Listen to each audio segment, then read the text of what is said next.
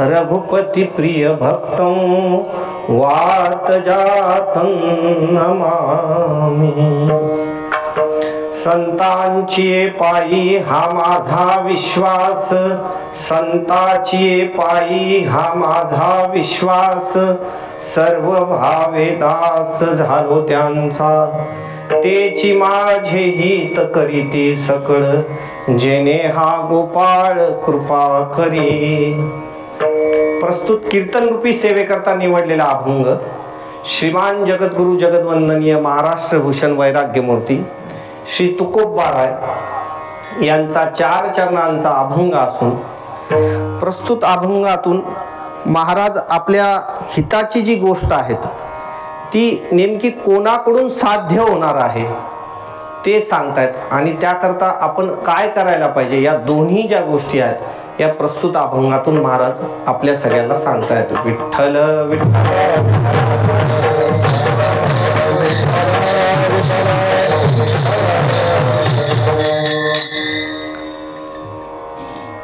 अभंगावर काहीसं बोलण्या अगोदर किम निमित्त ही सेवा आहे हे सांगणं वक्त्याचं आद्य कर्तव्य असतं। हे आपल्या शरणापूर गावात आमचे हरिभक्तपरायण गबाजी महाराज पवार, हरिदास महाराज पवार, माफ करा आमच्याकडे 2 पवार असल्यामुळे अशी थोडीशी गडबड झालेली आहे। अच्छा, आमचे हरिभक्तपरायण हरिदास महाराज पवार यांच्या संकल्पनेतून हा नाम सप्ताह एक 3 दिवसाचा हा उत्सव आहे आणि या 3 दिवसाअंतर्गत नाम सप्ताह, रात्रीची कीर्तन सेवा, या 2 रात्रीच्या कीर्तन सेवा, 1 सकाळी काल्याची सेवा, असं या उत्सवाचं स्वरूप। आणि इतर वेळेस नामगजर किंवा अखंड हरिनाम इथे चालू आहे। तसं जर बघायला गेलं तर सगळ्यात अगोदर त्यांनी मला एकदा दुकानावर सांगितलं होतं, जेव्हा त्यांची माझी भेट झाली तर ते आमचे परमपूज्य गुरुवर्य बाबांचीच सेवा मागण्याकरता दुकानावर आले होते आणि सांगता सांगता मी असं सांगितलं की बाहेर गावी सध्या कीर्तन नाही देत नाहीत किंवा काही सेवा कुठे गेलेल्या असल्या कारणाने सध्या काही यावेळेस शक्य होणार नाही, ते तसं काल्याची सेवा बाबांची मागत होते। मग बोलण्यात थोडासा असा विषय निघाला आणि त्यांना माहीत पडलं की माझ्याकडेही कीर्तन सेवा आता मी सुरू केली। त्यांनी तिथं ते पॉम्पलेट बघितलं, आमच्याकडे एक त्रैदिनी उत्सवाची एक पत्रिका होती, त्याच्यावर पाहिल्यानंतर त्यांनी असं सांगितलं की तुम्ही जरी आले तरी आम्हाला चालेल।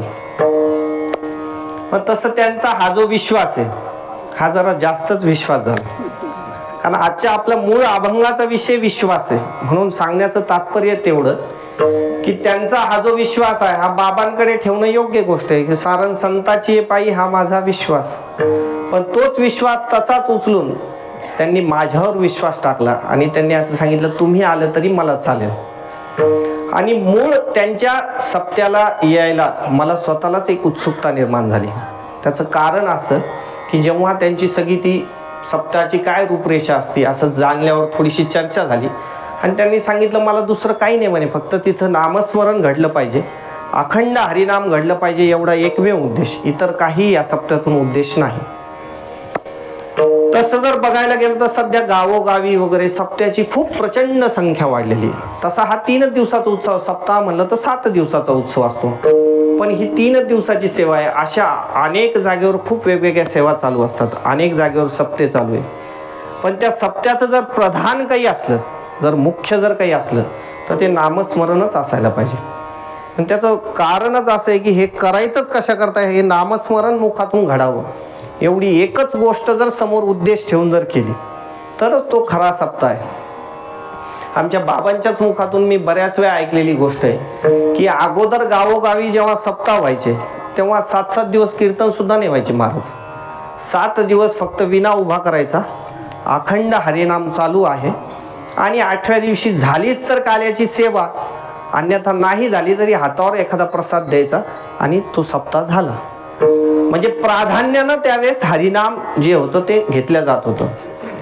पण आता असं झालंय की आता सप्त्यांची संख्या खूप वाढलेली, सप्ते जागेवर चालू आहे, एवढ्या प्रचंड संख्येनं चालू आहे की हा जो मधला काळ होता, हा रामनवमी ते हनुमान जन्मोत्सवाचा काळ, या काळात तर एवढ्या जागेवर सप्ते की ते आपण गणितच नाही लावू शकत त्याचं.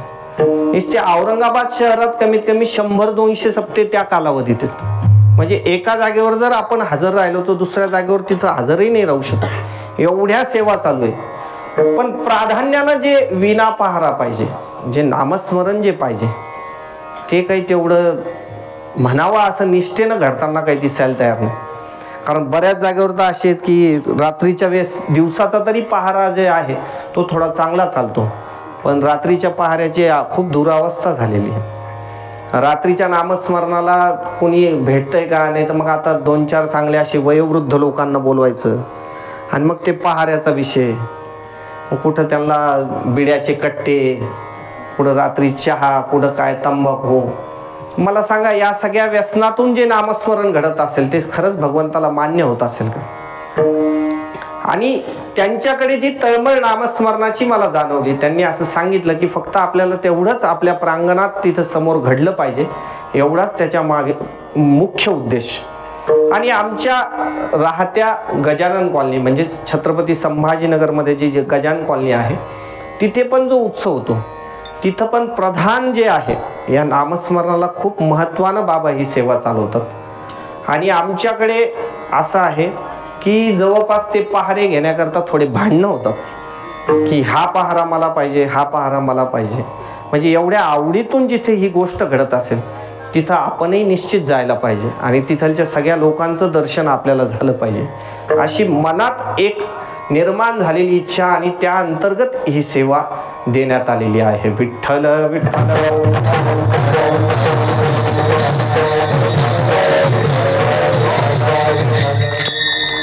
आणि कीर्तनाला जसं वातावरण पाहिजे तसं अतिशय प्रसन्न असं या वातावरणात ही सेवा आहे. श्री हनुमंतरायांचा दरबार, श्री विठ्ठल रुक्मिणी आहेत, महादेवजी आहेत, या सगळ्यांच्या दरबारात ही व्यवस्था आहे. आणि या सगळ्यांच्या दरबारात चालू असलेली सेवा, अतिशय उत्कृष्ट असं प्रसन्न वातावरण. जागा छोटी जरी असली आणि मोठी जरी असली तर दोघांचंही जे आपल्या मनाला जे भावना असतं ते भावना तिथलच्या गेल्याबरोबर आपण जसं म्हणतो त्या वातावरणात नेमक्या कोणत्या लहरी आहेत त्या लहरी लगेच लक्षात येतात.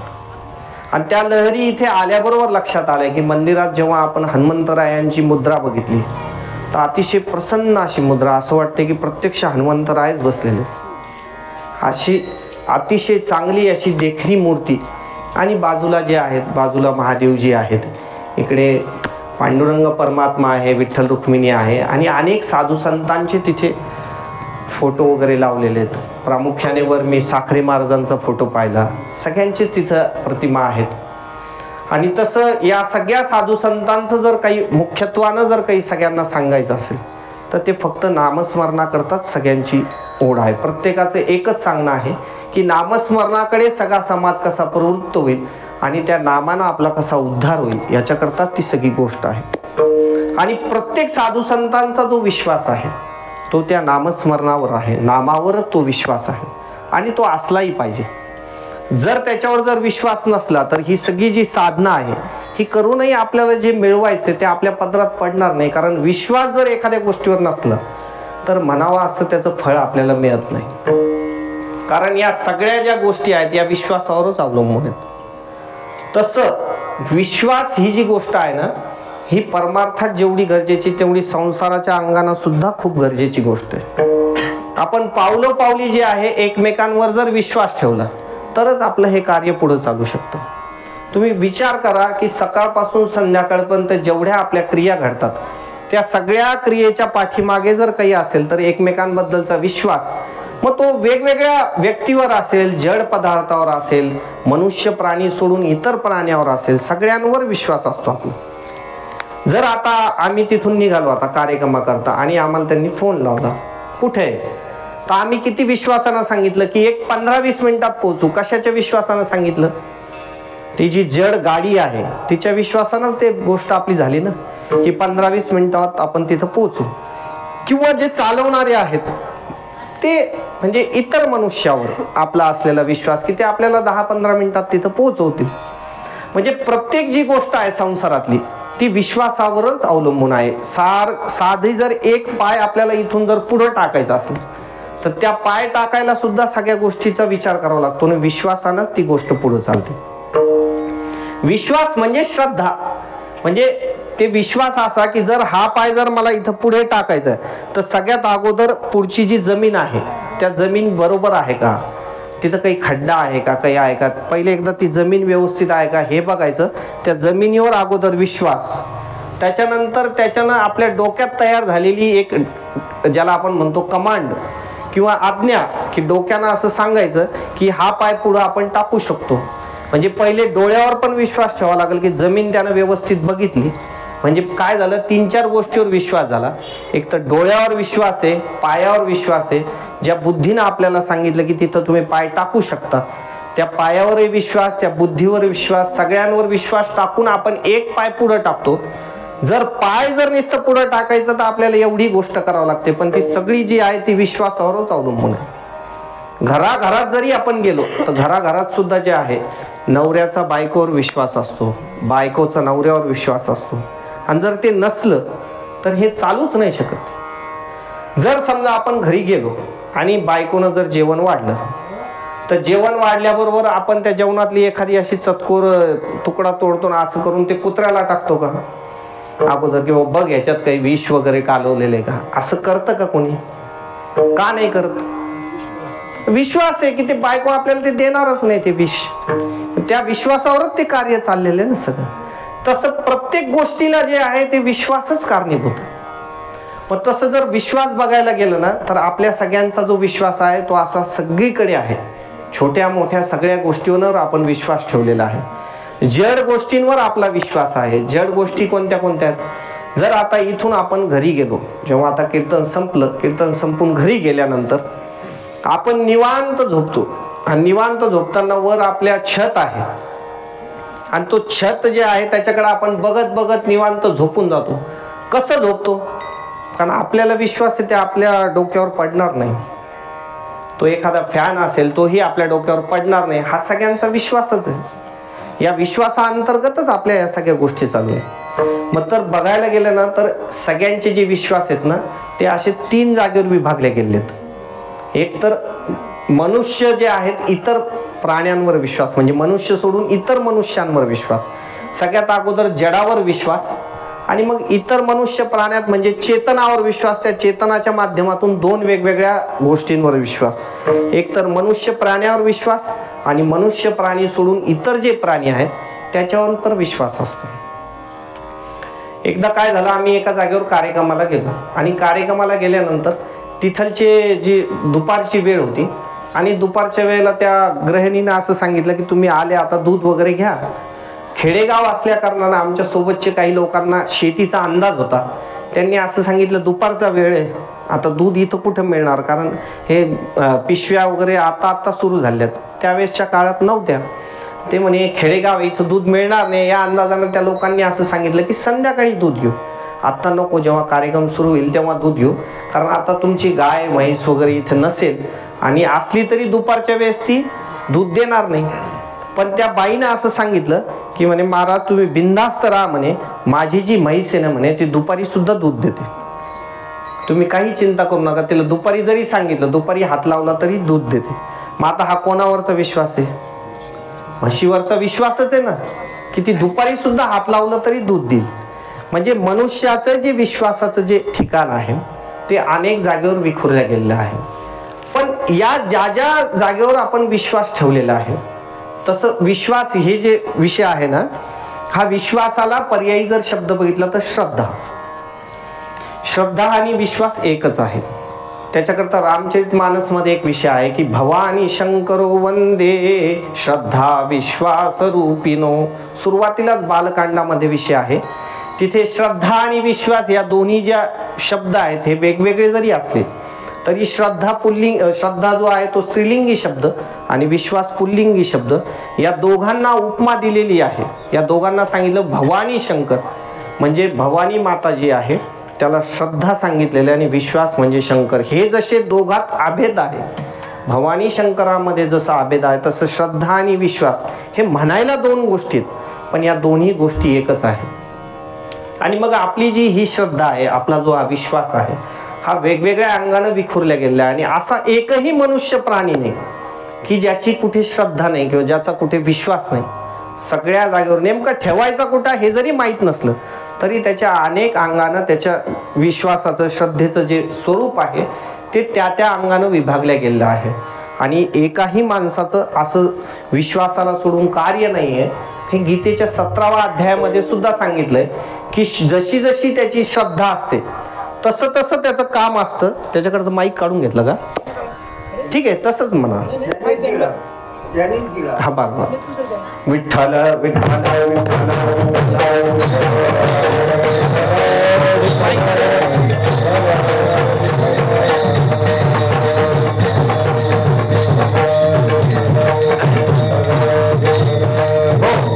आपला विषय चालू होता असा की श्रद्धा नाही किंवा विश्वास नाही असा एकही माणूस नाही. गीतेच्या 17व्या अध्यायामध्ये एका श्लोकात भगवान स्वतः सांगतायत,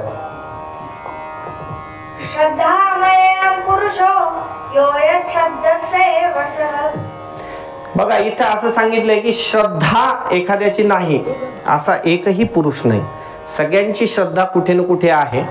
आणि मग जर याची विभागणी करायला आपण गेलो तर साधारणतः एक 3 प्रकारच्या श्रद्धा आहेत. आणि त्या 3 प्रकारच्या श्रद्धेच्या ह्याच्यातच सगळ्यांची श्रद्धा बसते. ती 3 प्रकारची श्रद्धा म्हणजे अशी की एकतर सात्विक श्रद्धा आहे, राजस श्रद्धा आहे आणि तामस श्रद्धा आहे. आपण असं बोलताना असं म्हणतो की तो सात्विक माणूस आहे म्हणून त्याची सात्विक श्रद्धा असेल, पण हे बोलणं थोडं उलट आहे. भगवंताचं म्हणणं असं आहे की सात्विक श्रद्धा असेल तो सात्विक, राजस श्रद्धा असेल तो राजस आणि तामस श्रद्धा असेल तो तामस.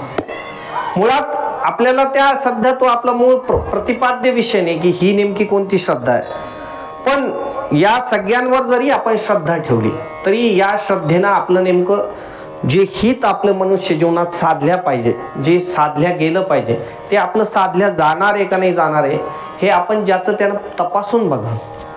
आपण एखाद्या जडावर श्रद्धा ठेवली आणि ते जड जे पदार्थ आहे ते आपल्याला शेवटपर्यंत कामाला येणार आहे का? कारण सगळ्यात जर मनुष्याचं जर काही हित असेल तर ते अंतकाळ नेमका त्याचा कसा होतो त्याच्यावर त्याचं हित अवलंबून आहे. हे अंतकाळी नेमकं कोण मदतीला धावून येणार आहे, कारण त्यावेळेसचं जे दुःख आहे त्याच्यातून सोडवणारं कोण आहे.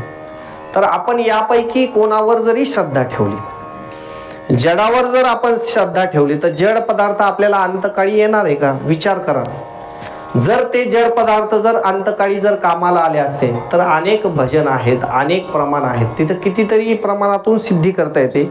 आएगा जब रे बुलावा हरि का, छोड़ के सब कुछ जाना पडेगा. छोड़ के सब कुछ जाना पडेगा म्हणजे या सगळ्या ज्या गोष्टी आहेत ह्या इथलच्या इथंच सोडून जावं लागणार. ह्याच्यातली एकही गोष्ट आपल्या सोबत येणार नाही. खूप एखाद्यानं मेहनत करून चांगले पैसे कमवले आणि शेती घेतली तर फार त्या शेतीत जाळतील बाबा. त्यानं लोक म्हणतील बाबा खूप त्याचा जीव होता, त्या शेतीत जाळतील. तसं तर हे शेतीत तरी इथलच्या लोकांना तेवढं तरी आहे, शेतीत जाळतील. पण हे जे बंगले फ्लॅट घेणारे त्यांना ते सुद्धा नाही. कारण असं आतापर्यंत एकही केस आपण ऐकलेली नाही की नाही बाबा त्यानं चांगला बंगला घेतला होता, खूप जन्मभर मेहनत केली, त्याला त्या बंगल्यात जाळू, असं आतापर्यंत ऐकण्यात नाही. पुढेही घडेल अशी शक्यता वाटत नाही. म्हणजे तुम्ही शेती घ्या, काही घ्या, किती पैसे कमवा, कोणतेही सोने नाणे वगैरे अमके ढमके, अहो रडता रडता सुद्धा महिला ज्या आहेत त्या शेवटच्या वेळेस म्हणतात की त्या अंगठीतलाही जीव होता ना त्यांचा, ती अंगठी सुद्धा म्हणजे ते सांगणं हे असतं की ही अंगठी आता काढून घ्या. ही अंगठी जी आहे ही आता काढून घेतलेली बरी आहे. भूषण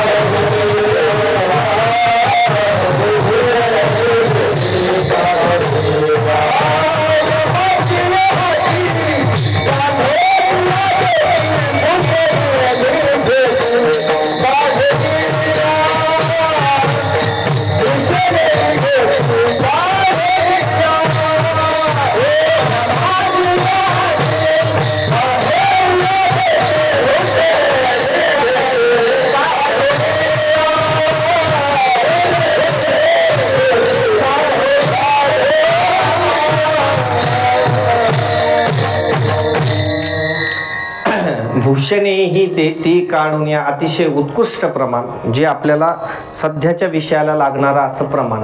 म्हणजे रडून रडून जे आहे ती तेव्हाच लक्षात येतं की या सगळ्यांचं जे प्रेम आहे ते प्रेम तिथपर्यंतच असतं जिथपर्यंत या सगळ्या गोष्टी चालू आहे. जोपर्यंत हे शरीर चालू आहे, एकदा का त्या शरीरातून प्राण निघून गेला की निघून गेल्यानंतर अतिशय जवळचे जे आहे ते जवळचे सुद्धा सगळं बघत असतात की नेमकं कुठं काय. त्या स्मशानभूमीत सुद्धा मी बऱ्याच वेळा पाहिलं, तिथं गेल्यानंतर सुद्धा काही माणसं आहेत असे की तेही चाचपून चुचपून पाहतात कुठं काही राहिलं का. म्हणजे हा सगळा जो आहे हा त्याच्याकरता रात्रंदिवस झटपट केलेला माणूस आहे, पण तो कोणीच कामाला येत नाही. बरं, आपण आता जर जड सोडून दिला ना, आता इतर गोष्टींवर ज्यांचा आपला विश्वास होता, समजा इतर मनुष्य जी गोष्ट आहे त्या मनुष्यावर जर आपण एखादा मित्र आहे किंवा बायको आहे, पोरं आहेत, यापैकी कोण कामाला येणार आहे शेवट? मैत्र केला महाबळ,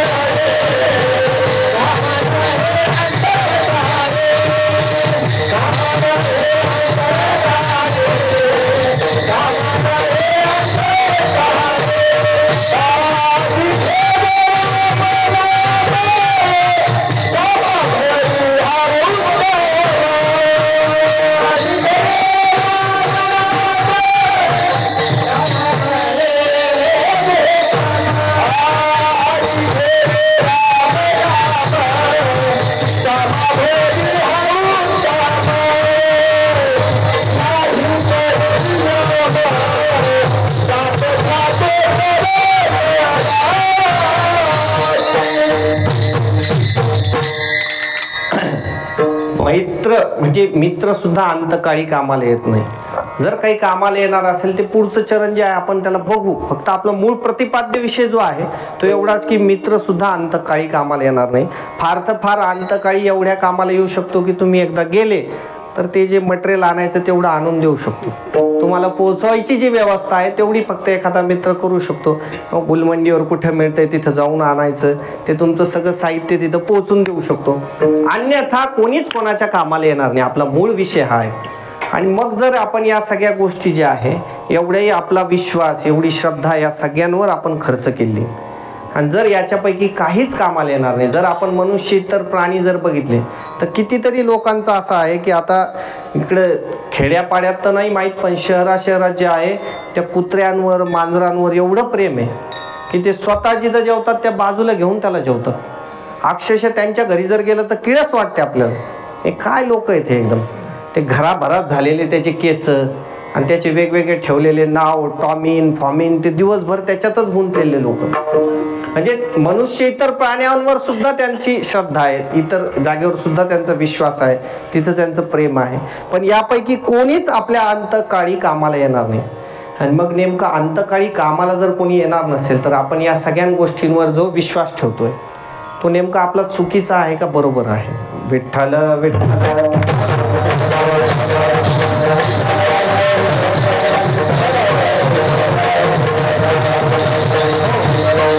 आणि मग अशाच एक जो साधक आहे त्या साधकाने जो आहे या सगळ्या गोष्टीचा विचार केला आणि मग श्री तुकाराम महाराजांच्या जीवनाकडे बघितलं.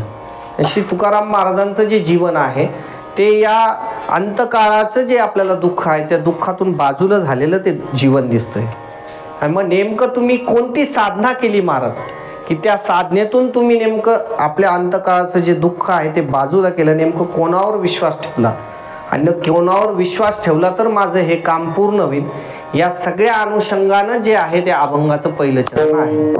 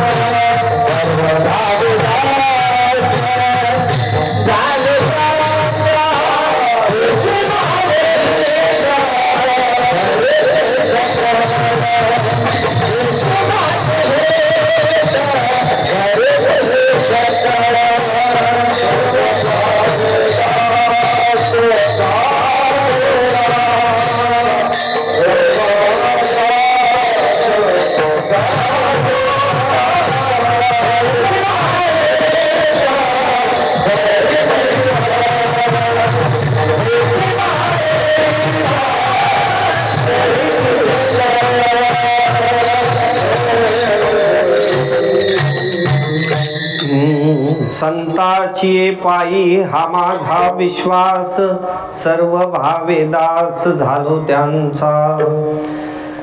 काही काही जागेवर पाठाचा थोडासा भेद आहे. काही काही जागेवर संतांची या पायी हा माझा विश्वास म्हणजे अनेक वचने सांगितलेले आहे, आणि संताची ये पायी हा माझा विश्वास, सर्व भावे दास झालो त्यांचा. इकडे संताची घेतलं आणि इकडं त्यांचा घेतला तरी हे संताची अनेक वचनीच होणार. दोन्हीकडे सांगण्याचा उद्देश एकच की जे संत समुदाय आहे त्या सगळ्या संतांवर हा माझा विश्वास. पण संतांच्या पायावर इथे तुकाराम महाराज सांगतायत की माझा विश्वास आहे. पण मग नेमके कोणते संत, कोणत्या संतांच्या पायावर विश्वास ठेवतात महाराज, हेही खूप महत्त्वाचा मुद्दा आहे. कारण सध्या असं झालंय की आपण नेमकं संत कोणाला समजायचं आणि कोणत्या ह्याला आपण संत समजतोय हे सुद्धा अतिशय अवघड अशी गोष्ट झाली आहे. कारण देखावेकीच बऱ्याचशा गोष्टी झाल्यात. ते त्याला मानायला लागला का हा त्याला मानायला लागला. पण नेमकं साधू संतांच्या कसोटीवर त्याचं जीवन आहे का नाही आहे हे आपण बघायला पाहिजे. काय एकदा हे जसं कुंभमेळा वगैरे असतो ना, तसं एका जागेवर काही विशिष्ट पर्वणीवर स्नान करायचा एक योग होता आणि एक गृहस्थ तिथं स्नान करायला गेला. स्नान करायला गेल्यानंतर त्याच्यासोबत काही सामान होतं आणि ते आता सामान कुठं ठेवायचं, अनोळखी जागा, कोणी दिसायला तयार नाही, सकाळची वेळ. तर त्याला असं वाटलं की काय करू आपण, इथे खड्डा करू, या खड्ड्यामध्ये ते सामान पिशवी वगैरे व्यवस्थित ठेवू आणि वरतून त्याला हे केलं, थोडं निशाणी म्हणून असं वर पिंडसारखं बनवलं, शिवलिंग बनवल्यासारखं केलं. इथे जर असं बनवलं तर आपल्याला आपलं माहिती होईल की इथं आपण असं केलेलं आहे म्हणून. आणि मग गेला तिकडे आणि आता खूप दिवसांनी खूप चांगलं पाणी, सकाळची वेळ, कोणीच तिथं न आलेलं, तर थोडंसं जरा आंघोळीला चांगलाच वेळ लावला. एक अर्धा एक तास तिथं आतमध्ये चांगला राहिला आणि राहिल्यानंतर मग आता लक्षात आलं की चला आता आपण वर येऊ. परंतु वर यायच्या अगोदर जो अर्धा एक तासाचा जो मध्ये वेळ गेला, त्या वेळेमध्ये असं झालं की काही लोक तिथं आले स्नानाला आणि त्याला असं वाटायला लागलं बरं झालं आपण आपलं ते पुरून ठेवलं होतं, एवढे लोक आले, आपलं सामान कुठंतरी गेलं असतं. पण त्यापैकी एका गृहस्थानं पाहिलं की इथं शिवलिंग बनवलेलं आहे. ही पिंड नेमकी कशाची बनवली, मग आज अशी काहीतरी पर्वणी असेल की आज पिंड करायची आणि स्नानाला जायचं. मग काय, ज्यानं त्यानं ते सुरू केलं काम. त्याचा आकार पाहिला, त्या आकाराची बरोबर त्याच्या बाजूला एक तसं बनवायचं, तसं त्याचं पाहिलं की अजून दुसऱ्यानं सुरू केलं. असं त्याची आंघोळ होईपर्यंत इकडे 200-400 तयार झाले ना. तसे सगळ्याला वाटलं आजच्या पर्वणीवर असंच करत असते. हा झाला दृष्टांत. पण असंच आपलंही काहीसं संतांच्या ओळखीच्या बाबतीत झालेलं आहे. बघा तुम्ही, कोणी जर म्हणायला लागलं की अहो ते काय काय म्हणावं त्या महाराजांचं, संत आहेत ते, कशावरून? काही नाही, ते आपल्या गावातले इंजिनियर साहेब आहे ना, ते त्यांच्याकडून त्यांनी माळ घातली. म्हणजे आता इंजिनियर साहेबाला जे आहे ते दगडा माती विटाचं कळेल किंवा घरातलं एखादं काम असेल ते कळेल, पण संतांचे लक्षणं जे आहेत ते इंजिनियर साहेबाला कळतील का? नाही नाही, डॉक्टर साहेबांनी त्यांच्याकडून माळ घातली. अहो डॉक्टर साहेब आहेत, ते डॉक्टर साहेब त्यांच्या क्षेत्रात आहेत, पण त्यांना ते संतांची जी लक्षणं आहे त्या लक्षणात बसणारा तो विषय आहे का ते एकदा बघून घ्या. आणि जर तसं असेल तरच त्यांच्याकडे जाऊन आपण जो विश्वास टाकणार आहे, ती पुढची जी पायरी आहे हे सगळ्या अगोदर संत ओळखण्यापासूनच आहे. जर आपण विश्वास जरी ठेवायचा म्हटला तर अगोदर जर संत बरोबर असले किंवा संत जर खरे संत आपल्याला लक्षात आले तरच ह्या पुढच्या सगळ्या पायऱ्या आहेत. सुरुवात अगोदर पायापासून आहे. पाया हुकला, किती वरची बिल्डिंग आहे ती कधी पडून जाईल त्याचा काही भरोसा नाही. त्यामुळे सगळ्यात अगोदर नेमकं संत काय ते ओळखायला पाहिजे. विठ्ठल विठ्ठल.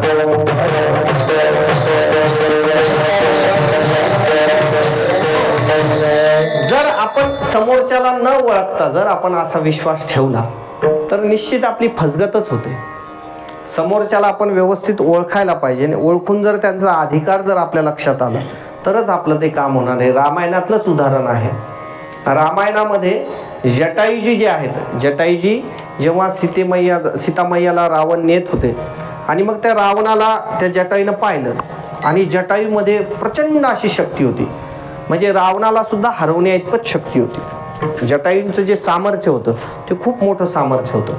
आणि मग त्या जटायूनं ते लक्षात आलं की सीतामय्याला घेऊन चाललेले, जसं घेऊन चालले तसं जटायूनं त्यांच्यावर झडप घातली.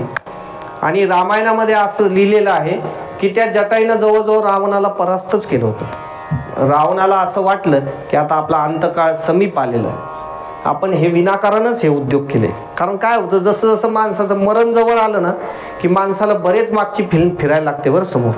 तसं त्याला लक्षात यायला लागले की अरे मारीच्यानं आपल्याला सांगितलं होतं हे उद्योग करू नका, हे उद्योग उद्या तुमच्या अंताला कारणीभूत येतील, उद्या तुमचा सर्वनाश होऊ शकतो. या सगळ्या गोष्टी त्यांच्या लक्षात येऊ लागल्या.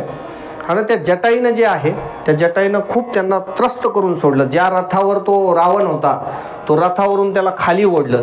त्याचे जे पंख होते त्या एका पंखानं तो रथ पकडून घेतला, तो रथ एका बाजूला केला, सीतामैयाला दुसऱ्या पंखानं जवळ घेतलं. आणि आता जे आहे रावणाला एवढं त्याने परेशान केलं त्या जटाईनं, चोच मारून मारून पूर्ण घायाळ करून टाकलं. जसा तो रावण घायाळ झाला, आता रावणाला असं लक्षात आलं की हे सगळं कार्यक्रम आता आपला आवरण्याच्या मागे. रावण तिथून निघाला, वर देवाधिकांना वाटायला लागलं की आता हा जर परत गेला तर सीतामाया तर भेटून जातील, पण जे पुढचे आपल्याला यांच्या तावडीतून सुटायचं हे कसं होईल. मग ती परत बुद्धी दिली, रावण परत तिथं आला. आणि मग रावणानं जसं आपण म्हणतो शेवटचा डाव म्हणून जटाईला असं सांगितलं की म्हणे जटाई आता काय आहे, आता आपण अटीतटीवर आता सामना आला आहे, हे एवढं युद्ध किती वेळ खेळणार, कितीतरी वेळ झाला न तू मरायला तयार न मी मरायला तयार. सोपं काम करू म्हणे, तू तुझं मरण कशात ते सांगायचं, तुला रामाची शपथ आहे, मी पण शपथपूर्वक सांगतो की माझं मरण कशात आहे. मग आता जटायूजींचा विश्वास, आपला जो विषय चाललेला तो विश्वासाचा, तो विश्वास ठेवला जटायूंनी की यांनी जर रावण बोलवलं ते खरं असेल. आणि मग लगेच जटाईनं सांगितलं की माझं मरण पंखात आहे. आणि मग रावणानं ते खोटं सांगितलं की माझ्या डाव्या अंगठ्याच्या ह्याच्यात माझं मरण आहे. जसं त्या डाव्या अंगठाकडे जटाईंनी झेप घेतली तसंच त्याचे दोन्ही पंख छाटून टाकले. आपला मूळ विषय काय चाललेला आहे की असं चुकीच्या जागेवर जर विश्वास ठेवला तर आपला निश्चित घात होऊ शकतो. आणि जर चांगल्या जागेवर जरी विश्वास आपण नाही ठेवला तिथेही आपलं नुकसान होऊ शकतं. जर एखादी संत महात्मे आहेत, एखादी भगवान आहेत, त्यांच्यावर जर आपण विश्वास नाही ठेवला तिथेही आपलं नुकसान होऊ शकतं. रामायणामध्ये जेव्हा सती मैया आणि महादेवजी जेव्हा वरतून चाललेत तेव्हा शंकर भगवंतांनी स्वतःनीच खाली बघितल्यानंतर असं सांगितलं की हे माझे प्रभू आहेत. रामप्रभू तेव्हा लीला करत होते. खाली त्या सीतेच्या विवेकानं हे सीते हे जनकनंदनी या सगळ्या गोष्टी त्यांच्या चाललेल्या होत्या. आणि मग जेव्हा हे माझे प्रभू आहे असं सांगितल्यानंतर सुद्धा स्वतः सती मैयांनी सुद्धा विश्वास ठेवला नाही. विश्वास नाही ठेवल्यामुळे पुढचं ते सगळं काम झालं.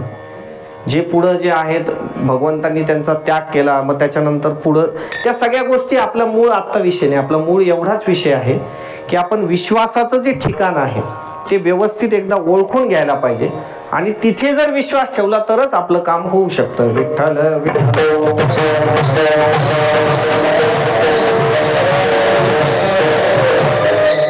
आणि मग ते विश्वास ठेवण्याकरता अनेक साधू संतांच्या कसोट्या आहेत. त्या कसोट्यांवर ज्यांचं जीवन अवलंबून आहे, त्या कसोट्यांवर घासलेलं ज्यांचं जीवन आहे, तसं जर जीवन असेल तर त्यांना संत समजायचं आणि मग तिथं विश्वास ठेवायला हरकत नाही. काय काय कसोट्या आहेत आपण जर नाथ भागवतामध्ये जर बघितलं तर नाथ भागवतामध्ये संतांची 5 लक्षणं सांगितलेली. निरपेक्षम मुनिम शांतम निर्वैरम समदर्शिनम अनुव्रजाम्यहं नित्यं पूयेयेतं हिरेणुभिः. तर 5 लक्षणं आहेत. निरपेक्षम मुनिम शांतम निर्वैरम समदर्शनम. या 5 लक्षणांना ज्यांचं जीवन युक्त असेल ते जे संत आहेत त्याच्याकरता भगवान सांगतात अनुव्रजाम्यहं नित्यं पूयेयेतं ह्रीरेणुभिः. अशा 5 लक्षणांनी ज्यांचं जीवन युक्त असेल त्या साधू संतांच्या मागे भगवान स्वतः धावतात. त्यांच्या चरण कमलाची जी रज आहे ती भगवान मस्तकाला लावण्याकरता लालायित होतात.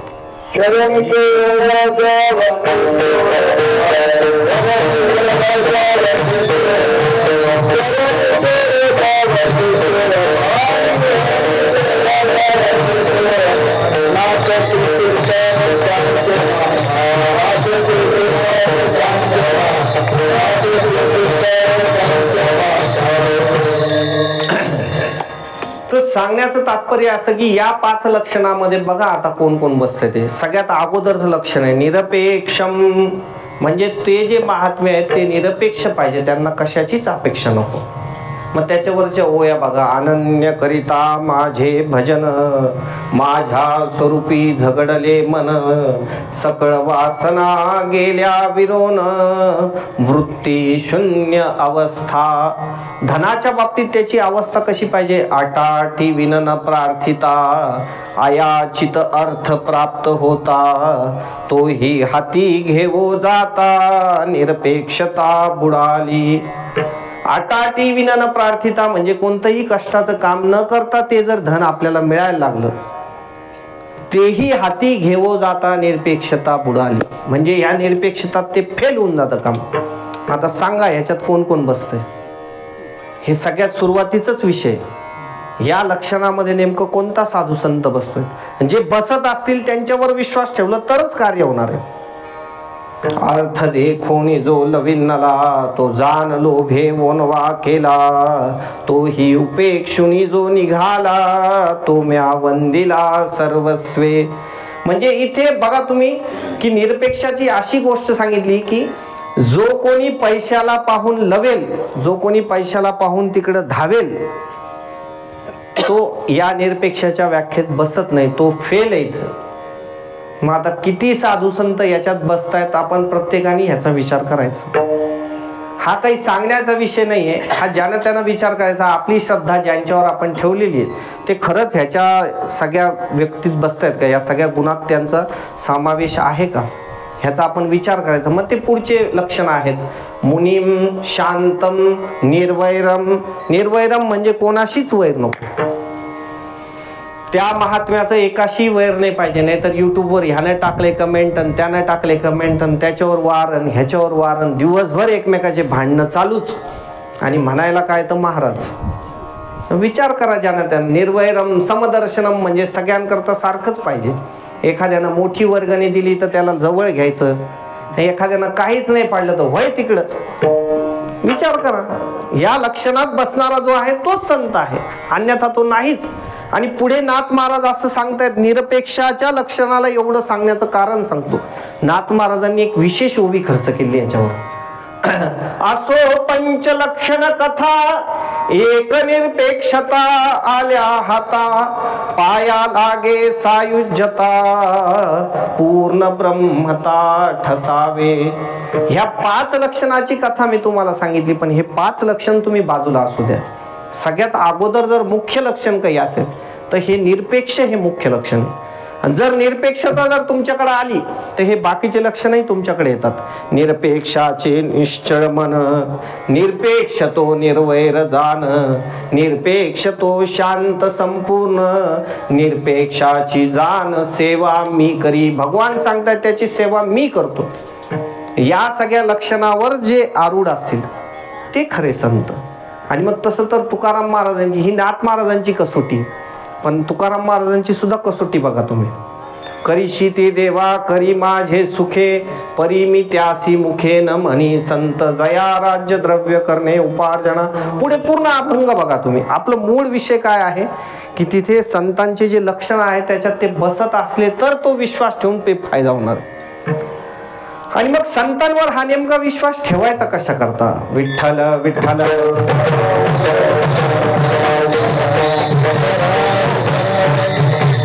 जसं मी तुम्हाला सगळ्यात अगोदर सांगितलं की ज्या गोष्टींवर आपण विश्वास ठेवतोय ते जड पदार्थही आपल्याला अंतकाळी कामं येणार नाही.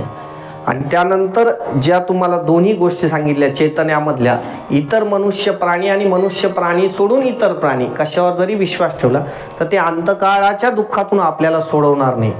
पण अंतकाळाच्या दुःखातून सोडवण्याची जी शक्ती आहे ती जशी भगवंतांची आहे तशी ती संतांची सुद्धा आहे. जसं आपण म्हणतो की सोडविना कोणी एका चक्र पाणी वाचवणी, तसंच एका सद्गुरू वाचवणी सुद्धा ह्या दोन्ही प्रमाणानं सिद्धी होती की देवते संत, देवते संत. जशी भगवंताची शक्ती आहे, जशी भगवंताची शक्ती आहे तशी संतांची शक्ती आहे. कितीतरी उदाहरणानं आपल्याला ही गोष्ट पटवून घेता येईल. भगवंताकडे ज्या शक्ती आहे, कर्तुम अन्यथा कर्तुम, ज्या काही सगळ्या शक्ती आहेत भगवंताकडे, त्या सगळ्याच्या सगळ्या शक्ती संतांकडे सुद्धा आहे. जर आपण भगवंताच्या शक्तीबाबत जर बोलायला गेलो तर आपण सांगतो मूकं करोति वाचालं पंगुं लंघयते गिरिं यत्कृपातमहं वंदे परमानंद माधवं. म्हणजे मुक्याला वाचा येऊ शकते, हे भगवंताची शक्ती. एखादा जर मुका असला तर त्याला शक्ती देऊ शकतात. ही शक्ती संतांकडे सुद्धा आहे. संतांचं जर आपण सामर्थ्य बघितलं तर नाथ महाराजांच्या चरित्रामध्ये असं आहे की नाथ महाराजांचा एक नातू, म्हणजे मुलीचा मुलगा, तुमच्याकडे काय म्हणतात त्याला, नातूच म्हणतात ना, हा मुलीचा मुलगा. तर ते मुक्तेश्वर नावाचा एक मुलीचा मुलगा होता.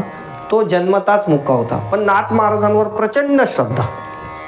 तर नाथ महाराजांकडे जेव्हा तो असायचा तेव्हा एक साधारण 5-7 वर्षाचं वय असेल, तोपर्यंत त्याला वाचा नाही. पण नाथ महाराजांचं काही काम करू लागायचे, नाथ महाराजांच्या जवळ राहायचं. नाथ महाराज जर कुठं संध्येला चालले असले तर ते लगेच पाणी वगैरे सगळं तिथं आणून द्यायचं. असे सेवेला अतिशय तत्परता आणि चेहऱ्यावरचा प्रसन्न भाव सेवा करताना. ते पाहून नाथ महाराजांना त्याच्याविषयी कळवळा निर्माण झाला. आणि एक दिवशी नाथ महाराजांनी डोक्यावर हात ठेवला, शक्तिपातानं त्याला सुद्धा वाचा फुटलेली. हे तर काय झालं, मुकम करोती वाचारम, तुम्हाला मी मनुष्याच्या बाबतीत सांगतोय. पण जर साधू संताची जर आपण शक्ती पाहिली तर तुम्ही बघा, म्हैसिक पुत्र केला म्हैसिक पुत्र केला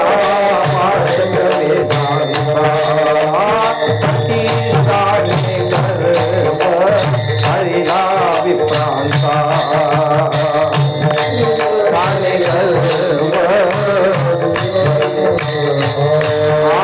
विशेष अर्थ केला श्रीमद भगवत गीतेचा.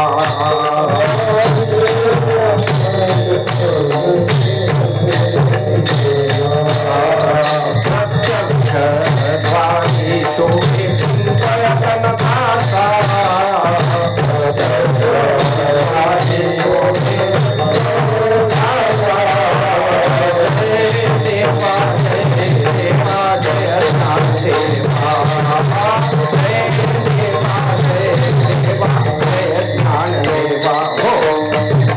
आपला मूळ प्रतिपाद्य विषय की इथे बघा तुम्ही की इथं आपण आता बघितलं की ते मुक्तेश्वर जे आहेत तो तर मनुष्य आहेत, त्याला त्यांनी वाचा दिली नाथ महाराजांनी.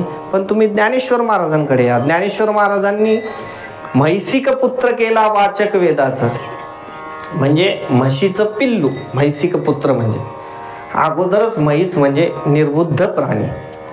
आणि काही काही जागेवर तर असं सांगतात की म्हशीचं दूध सुद्धा रेग्युलर पिऊ नये, त्याच्यानं सुद्धा बुद्धी माणसाची कमी कमी होत चालते. आणि त्याच्यापेक्षाही कितीतरी पटीनं बुद्धी कमी असणारा म्हशीचा मुलगा म्हणजे काय म्हणतात त्याला, रेडा.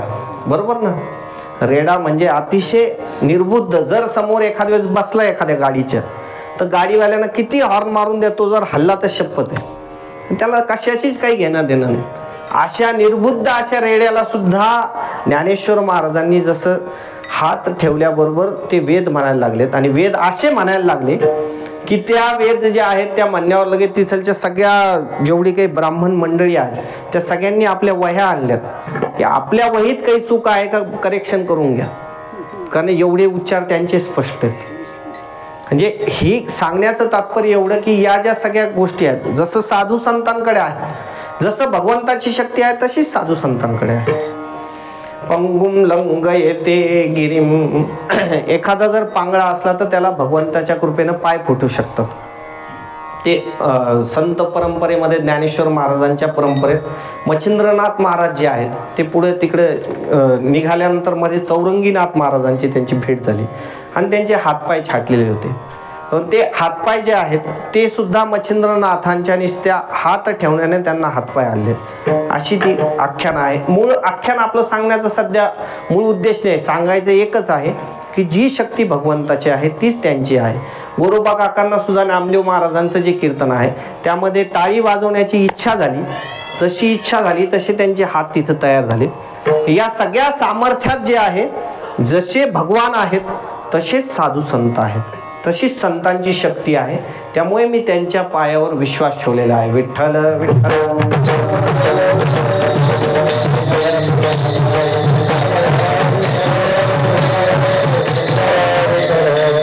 आणि पायावर विश्वास ठेवण्याचं कारण काय, सरळ असं सांगायला पाहिजे, संतांची या डोक्या हा माझा विश्वास. पाया घालण्याचं कारण काय, तर पायाचं असं विषय आहे की पाय ही म्हणण्याची पद्धत असते.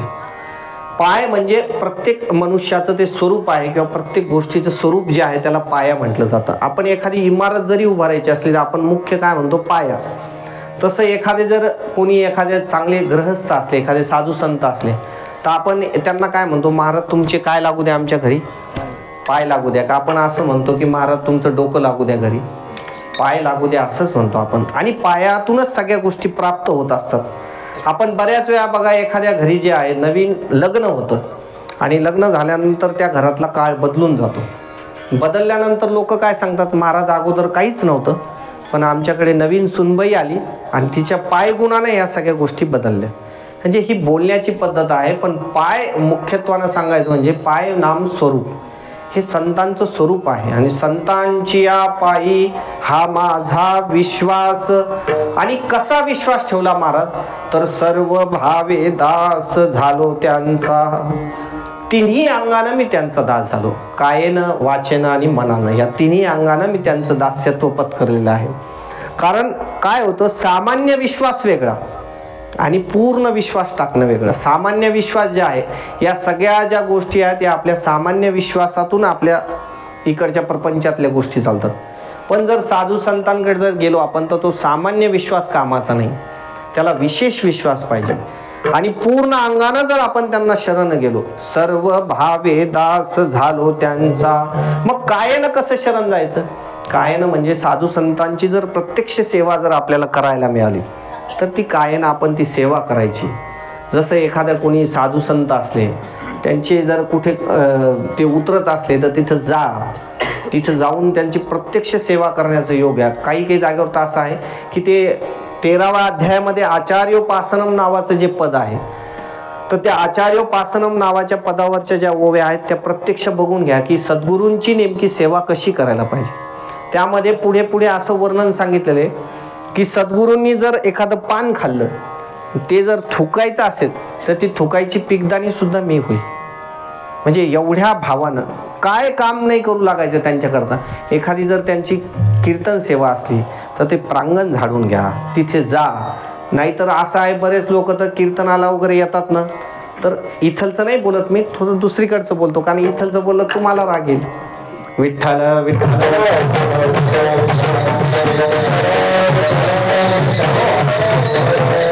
तसं तर जे ऐकायला येणारे असतात ना, त्यांना ही सेवेची संधी असते.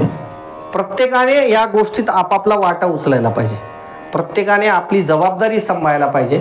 आणि जबाबदारी नसून आपल्याला भगवंतांनी ही सेवेची संधी उपलब्ध करून दिली. ज्याला जे काम करता येईल त्यानं ते काम करणं म्हणजे संतांची सेवाच येते. कारण हा जो काही सगळा नामस्मरण उत्सव आहे हा कोणाकरता चालू, हा संतांचा जो उत्सव आहे हा आपल्याकरता चालू आहे. हे आपल्याकरता ही सगळी गोष्ट आहे. आपण याच्यातून काय फायदा मिळवून घ्यायला पाहिजे. आपल्याला सहजच सेवेची संधी निर्माण झाली. मग मंदिर परिसर आहे तो झाडून घ्यायचा किंवा वेगवेगळी जी सेवा असेल ती सगळी सेवा करायची. ही झाली कायेनं, म्हणजे आपल्या स्वतःच्या शरीरानं. इकडे कोण बोलतंय, थोडंसं बोलता येईल का. विठ्ठल विठ्ठल.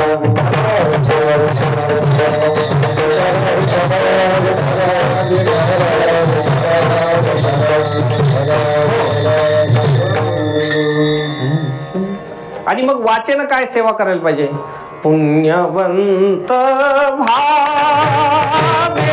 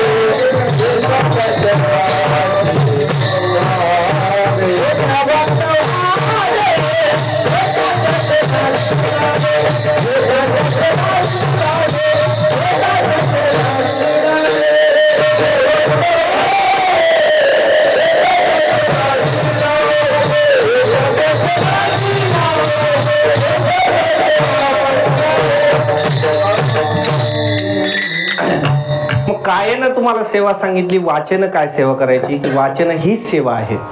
की घेता सज्जनाची नावे ही त्यांची सेवाच आहे. त्यांचं नामस्मरण करायचं. त्यांनी ज्या ज्या गोष्टी आपल्याकरता करून ठेवल्या असतील त्या त्या गोष्टींचं आपण सगळ्यांनी, जसं अभंग आहेत, अभंगाचं वाचन करणं, ज्ञानेश्वरीचं वाचन करणं, गीतेचं वाचन करणं, या सगळ्या ज्या गोष्टी आहे या वाचन सेवाच करायच्या. आपण कितीतरी असे साधू संतांचे नाव आहेत की मोठ्या मोठ्या साधू संतांनी आपल्यावर उपकार करून ठेवले. आपल्याला एका गोष्टीत कितीतरी पुण्य मिळवून देता येईल अशी व्यवस्था करून ठेवली. जर आपण नुसतं एक जर नामस्मरण जर करत असलो तर त्या नामस्मरणातून सगळ्या साधू संतांची मालिका येते. निवृत्ती ज्ञानदेव, सोपान मुक्ताबाई, एकनाथ नामदेव, तुकाराम, सावता गोरोबा, चोखोबा निरोबा, मीराबाई, जनाबाई, मंगलनाम. निवृत्ती ज्ञानदेव, सोपान मुक्ताबाई, एकनाथ नामदेव, तुकाराम. या सगळ्यांचे नावं घ्यायचे म्हणजे काय? या सगळ्यांचे नावं घेणं म्हणजे तेच आहे. वाचन त्यांची सेवा करणंच आहे. आणि मग मनानं साधू संतांचा जो उपदेश असेल त्या उपदेशाला मनात धारण करायला पाहिजे. साधू संतांनी नेमकं वाङ्मयात काय लिहिलेलं आहे आणि त्या वाङ्मयातला उपदेश आहे त्याच्यानं खरंच आपलं जीवन त्याच्यावर आरूढ आहे का? आपली जी सेवा आहे ती खरंच त्यांना मान्य होत असेल का? असं कधीतरी तरी आपण विचार करायला पाहिजे ना. घरात एखादी सुनबाई आहे, त्या सुनबाईने आपल्याला आवडेल असं काम करायला पाहिजे का सासू सासऱ्यांना आवडेल असं करायला पाहिजे? कसं करायला पाहिजे? बोला की कसं करायला पाहिजे? सासू सासऱ्यांना आवडेल असं करतच नसतील म्हणून कोणी बोलायला तयार नाही. सरळच विषय ना, ज्या अर्थी निघतच नाही तोंडातून त्या अर्थी 100% तशी गोष्ट. तसंच साधू संतांना आवडेल अशी आपली सेवा आहे का ह्याचा आपण वारंवार विचार करायला पाहिजे. आपण जे वागतोय, जे आपण परमार्थ म्हणून ज्या गोष्टी आपण नित्यानं करतोय या खऱ्या त्यांच्या सगळ्या सूत्रात बसतायत का? या सगळ्या जर सूत्रात बसत नसल्या तर ह्या नुसत्या क्रिया झाल्या. ह्या त्यांना आवडणाऱ्या क्रिया नाही. जर आवडणाऱ्या क्रिया नाही तर आपल्याला म्हणण्याचा अधिकारच नाही. सर्व भावे दास झालो त्यांचा. आणि मग जर झालोच नाही तर पुढचे काम ते करायला तरी काय रिकामे. आणि मग सर्व भावाने जर त्यांचं दास झालो तर ते नेमकं काय करणार आहेत हे अभंगाच्या 2य चरणात महाराज सांगतात.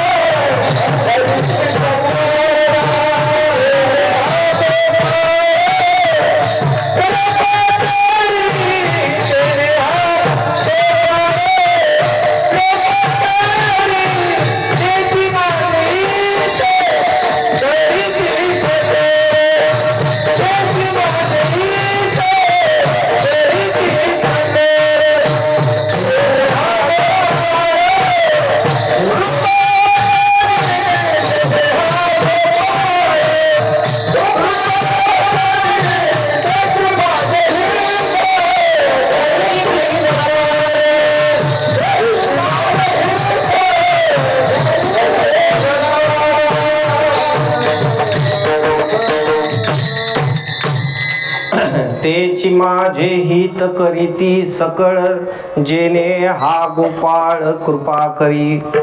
आम्ही महाराजांनी असं सांगितलं की संतांची पायी हा माझा विश्वास, सर्व भावे दास झालो त्यांचा.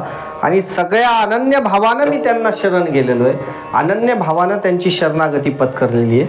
आणि ती कशामुळे पत्करलेली आहे त्याचं कारण, त्याचं उत्तर ते काय करणार आहे. तेची माझे हित करीती सकळ, माझ्या जीवनातलं जेवढं परमोच्च हित आहे ते मला साधून देणार आहेत. सगळंच हित, जे काही हिताच्या व्याख्येत मोडणारी जेवढी सगळी आपली गोष्ट आहे ती मला साधू संत साधून देणार आहेत.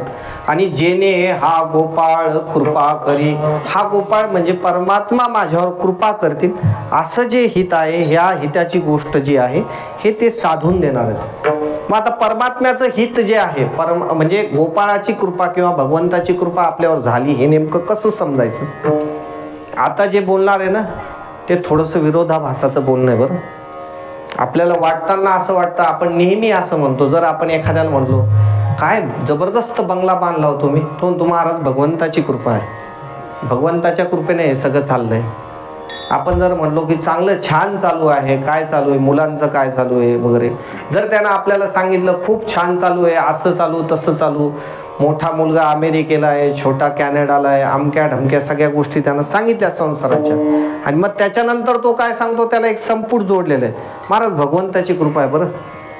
पण खरी गोष्ट असं सांगू का, भगवंताची कृपा नाहीच.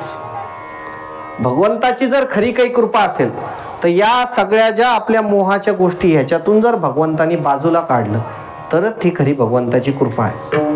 थोडं गांभीर्यानं या विषयाकडे लक्ष द्या की ज्याला आपण भगवंताची कृपा समजतो ती साधू संतांच्या दृष्टिकोनातून भगवंताची कृपा नाहीच. एका उदाहरणानं तुम्हाला पटवून देतो, पटलं तर बघा. माझे शब्द नाहीत, जे साधू संतांचे शब्द आहेत ते मी तुम्हाला सांगतो.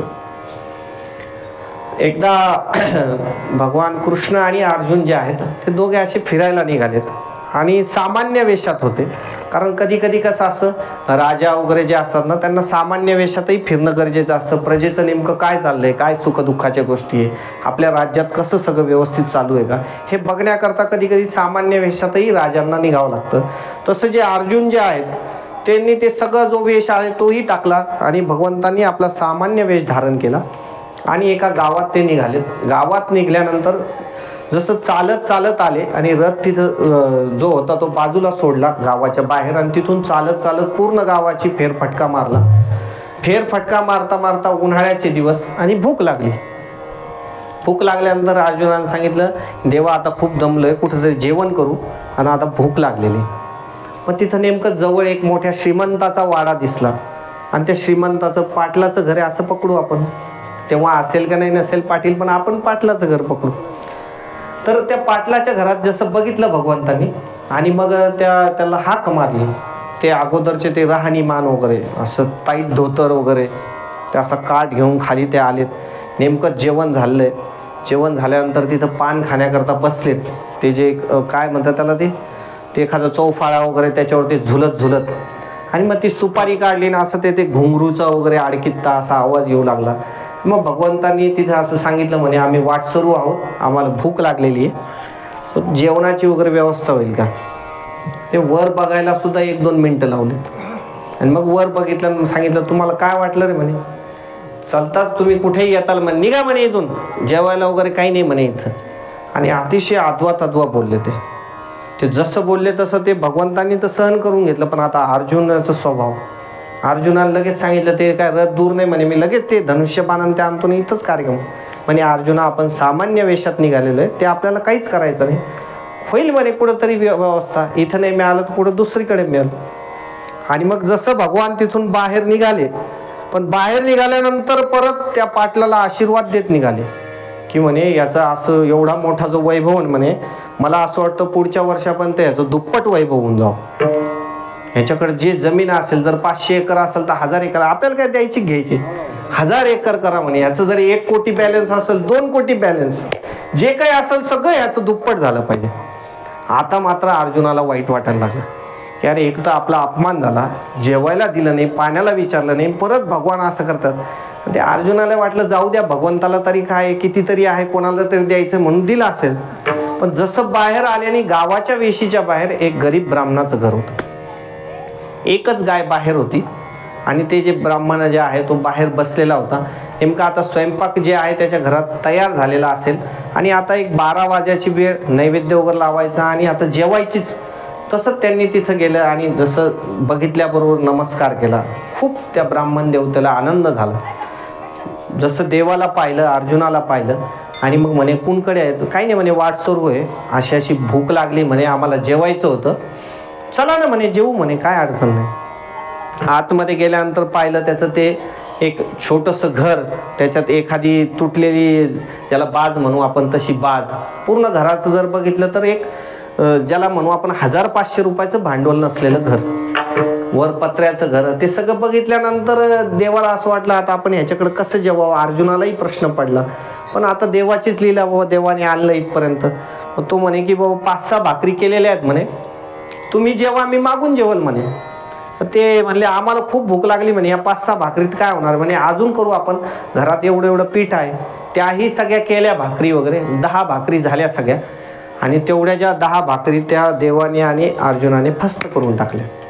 नाही त्या ब्राह्मणाला काहीच नाही राहिलं. आणि परत उठताना सांगितलं तुम्हाला काहीच नाही राहिलं. नाही म्हणे काही नाही, तुम्ही जेवले, मला खूप आनंद झाला म्हणे.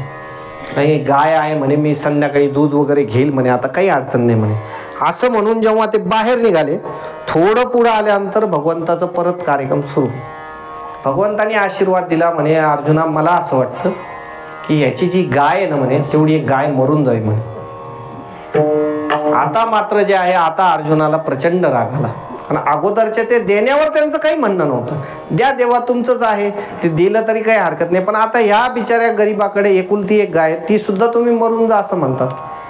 मग त्याचा जो खुलासा आहे तो काही त्याला अर्जुनाला काही केला राहावा ना. आणि अर्जुनाने शेवटी भगवंताला सांगितलं, भगवंता तुम्हाला सांगावंच लागेल असं का बोलले. त्यावेळेस अर्जुनाला भगवंतानी खुलासा केला, अर्जुना म्हणे काय याचा जो पूर्ण जन्म आहे म्हणे, हा आता अतिशय आसक्तीतून बाजूला झालेला जन्म आहे. फक्त मरणाच्या वेळेस याची या गायीमध्ये आसक्ती राहू नये, माझी एवढीच इच्छा आहे. म्हणून तेही याच्याकडे राहिलं नाही पाहिजे, एवढीच माझी इच्छा आहे. विठ्ठल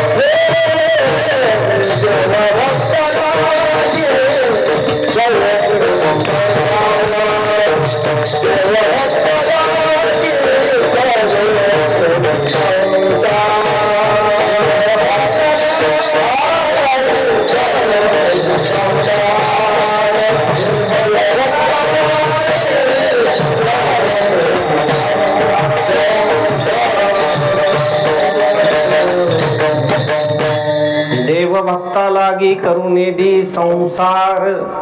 मग आता बघा, आपण जे नेहमी आपण बोलतो की भगवंताची कृपा, भगवंताची कृपा, भगवंताची कृपा, ज्याचं वाढलं ते असं बोलतो. आता ही खरंच भगवंताची कृपा आहे का आपल्याला त्याच्यात अडकवण्याचा हा सगळा षडयंत्र आहे? तुम्ही ज्याचं त्यानं विचार करायचा. खरंच आपल्याला असं आवडतं का? आपल्याला तर असं वाटतं की भगवंताची हीच कृपा आहे, किंवा आपल्या बांधाला बांध आहे, एखाद्याची जमीन आहे ती आपल्याला मिळाली पाहिजे, कशी का होईना, इकून तिकून का होईना, ती कसंही काम आपलं झालं पाहिजे. ते झालं त्याला असं वाटतं ऊर फुटेपर्यंत त्याच्याकरता प्रयत्न करतो. ते झालं का त्याला असं वाटतं कृतकृत्यश्च भारत, त्याच्यात आपण आपलं पूर्ण जीवन खर्च करतोय. आणि ती भगवंताची खरी कृपा नाहीच आहे. भगवंताची खरी कृपा कधी समजावी? जेव्हा आपल्याला संसार सोडून आपल्याला नामस्मरण आवडायला लागेल, जेव्हा आपल्याला असं वाटायला लागेल जाऊ द्या एखादं काम गेलं तर, पण आपल्या गावात चांगली सुवर्ण संधी आहे, नामस्मरणाची संधी आहे, कीर्तन आहे, प्रवचन आहे, भजन आहे, काही जे काय असेल तिकडं जर आपलं मन लागायला लागलं तर समजायचं आपल्यावर देवाची कृपा झाली.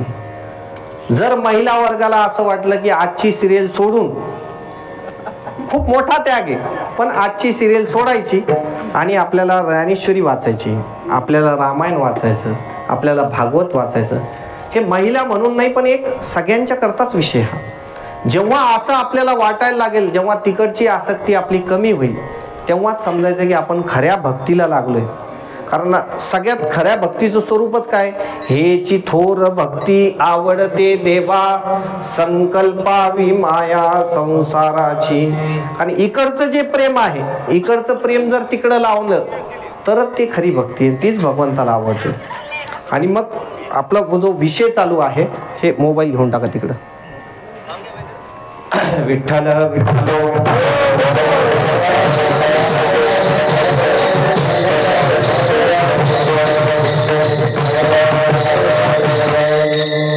तर जेणे हा गोपाळ कृपा करी. आणि खरी कृपा तेव्हाच समजायची भगवंताची जेव्हा आपल्याला इकडचं कमी आवडायला लागलं, तिकडचं आवडायला लागलं. हळूहळू हळू ही जी आवड आहे ही पूर्णता जर तिकडची झाली तर समजायचं ही आपल्यावर खरी भगवंताची कृपा झाली.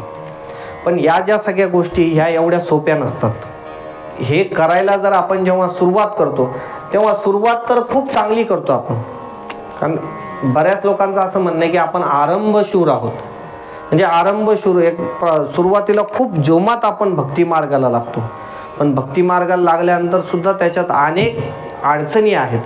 त्या जर अडचणी जर मध्ये आल्या महाराज तर त्या सुद्धा सोडवायला इथे सगळे साधू संत तयार आहेत असं अभंगाच्या 3ऱ्या चरणात सांगतात.